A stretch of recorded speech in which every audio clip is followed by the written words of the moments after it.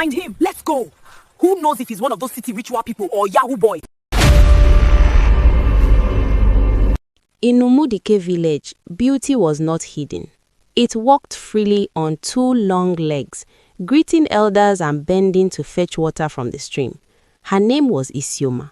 Tall, fair, with a quiet smile that made people forget their own problems, Isioma was the kind of girl that made women sigh and men clear their throats for no reason. Whenever Isioma passed, people noticed. Chai, this girl is growing too fine now. Old women would say, shaking their heads. God really took his time with her, young men whispered. Walking beside her every day was her best friend, Adaku. Adaku was also beautiful, no doubt about that, but hers were the loud type. She talked fast, laughed louder than necessary, and always had something to say about everybody. When people praised Isioma, Adaku would smile and nod, but inside her heart, something else was happening. They had been friends since childhood. They fetched water together, went to the farm together, and shared secrets under the moonlight. To everyone, they were like sisters. But only Adaku knew that sometimes being Isioma's friend felt like standing under someone else's shadow. One hot afternoon, news spread like Hamatan fire. The chief's son had returned from the city. Chukwudi is back, oh. The one that went to school in Lagos. They said he has car now. Women quickly adjusted their wrappers. Young girls suddenly started walking differently. Even Adaku's ears stood up when she heard the news.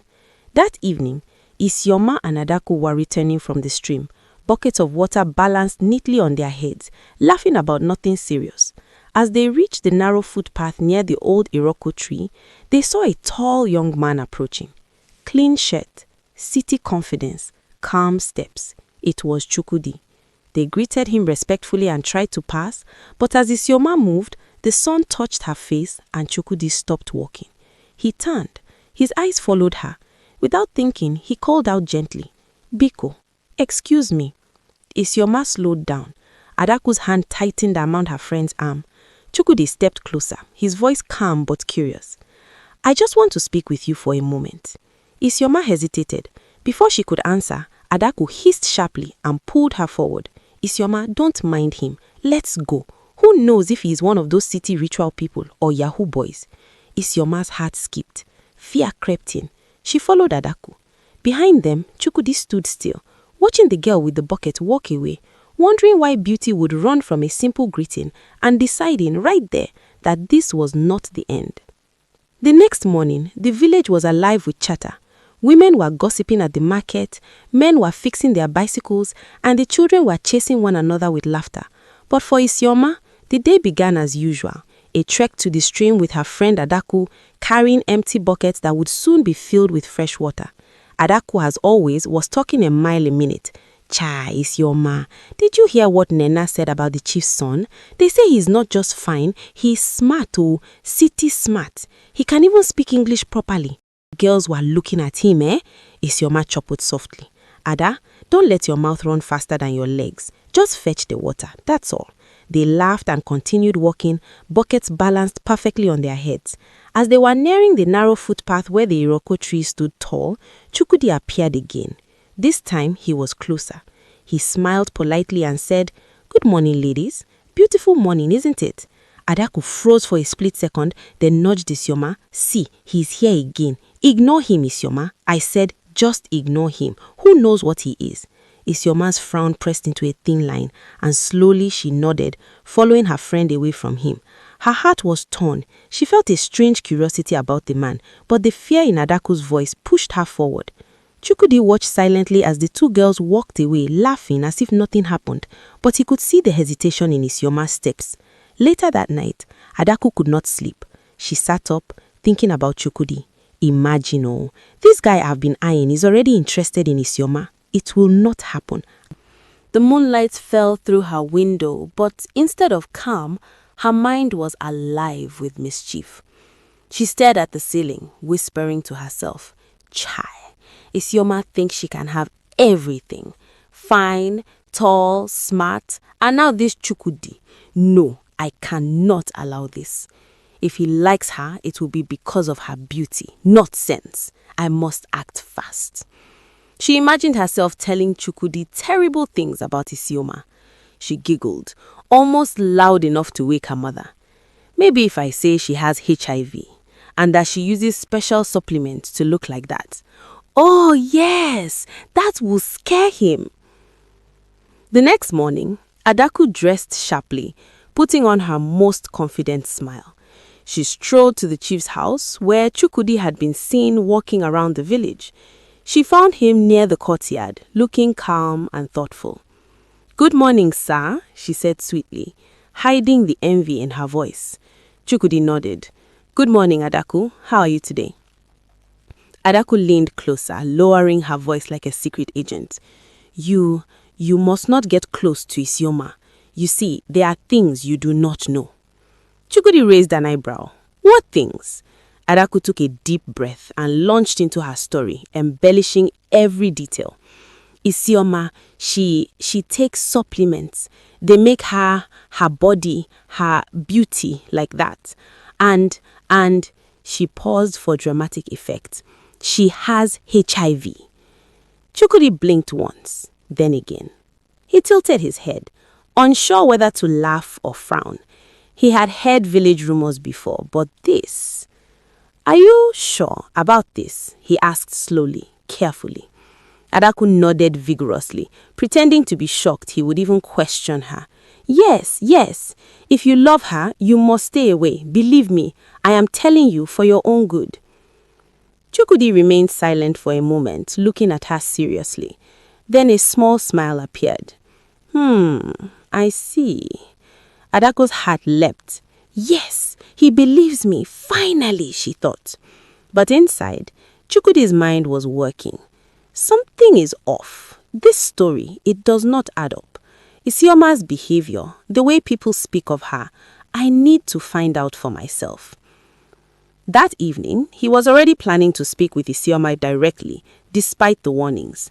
Adaku returned home, pleased with herself. Tomorrow I will finish her story. Chukwudi will stay away. Meanwhile, Chukwudi's curiosity grew stronger. He muttered to himself, "Something tells me the truth is very different from what I just heard." The next morning, Chukwudi appeared again at the footpath near Isioma's compound. He looked calm, collected, but his eyes held the curiosity of a man determined to uncover the truth. He saw Isioma carrying her bucket, head high, smiling politely at villagers as if nothing had happened. "Good morning, Isioma," he waved gently. Isioma froze. She glanced at Adaku, who rolled her eyes and muttered, "Ignore him." Isioma sighed, trying to stay obedient to her friend's warning. But inside, a small part of her wanted to know why this city man seemed so interested in her. That evening, she was sitting outside her house when her mother called her gently. "Isioma, my daughter, this young man, Chukwudi, the one always coming around, why not hear him out?" Isioma frowned. "Mama, I don't trust all these city guys. Who knows if he is a ritualist or one of those Yahoo boys? Adaku said so." Her mother chuckled softly, shaking her head.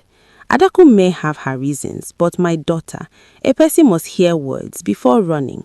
Just listen, nothing bad can come from that." Isioma considered her mother's words. The next morning, she finally agreed to speak with Chukwudi.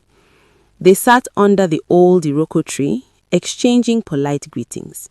To Isioma's surprise, Chukwudi was gentle and respectful. He didn't rush her. He shared stories of city life, laughed at village jokes, and slowly Isioma began to feel comfortable. After a few days of talking, Chukwudi finally spoke seriously. "Isioma, I want you to know something about your friend, Adaku," he said carefully. Isioma raised her eyebrows. "What about her?" He hesitated, then revealed Adaku's lie. The HIV story, the supplements, everything. "She told me things that are not true. I had to hear from you before believing anything." Isioma's heart tightened. She had trusted Adaku all these years. Could this be true? That night, she went to confront Adaku. Adaku was sitting under the lamp, pretending to read a book. "Adaku, Bijowe," Isioma began, her voice shaking. "Did you tell him lies about me?" Adaku looked up, a mischievous grin spreading across her face. Yes, why won't I do that? Every good thing comes to you. Everyone admires you. They don't even look at me. If it were you, wouldn't you do the same? Isioma's hands trembled. She had called Adaku her sister, her confidant, and here was betrayal. Meanwhile, Chukwudi, who had been quietly waiting nearby, could not help but chuckle. Village stories are always spicy, he thought. Isioma stared at Adaku, bitter and betrayed. And in that moment, Chukwudi stepped forward and took Isioma's hand gently. Don't worry, he said softly. Let's focus on what is real, together. After that confrontation, things began to change. Chukwudi and Isioma grew closer. He visited every day, patiently talking to her, laughing with her, and showing her respect. Isioma's heart softened, and slowly she realized she trusted him. One evening, Chukwudi said seriously, Isioma, my people will be coming to meet your family soon. I will be returning to the city, but I want to do this properly. Isioma blushed, imagining the traditional marriage preparations. She nodded, smiling nervously. The village buzzed with excitement. Women were cooking, men were buying palm wine, and children ran around in celebration. Even Adaku watched from a distance, muttering, "This is not how I planned it." On the day of the traditional wedding, everyone gathered in colorful attire. Drums beat, women danced, and elders blessed the couple. Isioma looked radiant, her beauty now matched by the happiness in her eyes.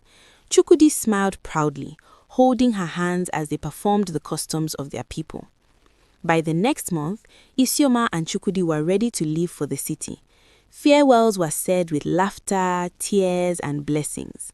The village would never forget the story of beauty, jealousy, and love that had unfolded among them. Before leaving, Isioma whispered to Chukwudi, "You really believed me when I told you the truth, even when lies surrounded us." He smiled. "Truth always finds its way, Isioma. Lies can try, but destiny cannot be stopped." Jealousy destroys friendships. Adaku lost her sister in the process. Lies cannot stop destiny. Chukwudi saw through the lies and followed the truth. Trust and patience bring rewards. Isioma's calm and honesty won her love. And so, Isioma and Chukwudi left the village hand in hand, ready to start their new life, while Adaku remained behind, left to reflect on the cost of envy and deceit. Happy New Year, my beautiful people!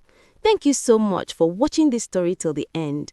If you enjoyed it, please like, subscribe, and turn on the notification bell so you won't miss our next powerful African folktale. More suspense, more lessons, more village stories are coming your way this year. Thank you for your love and support. See you in the next story.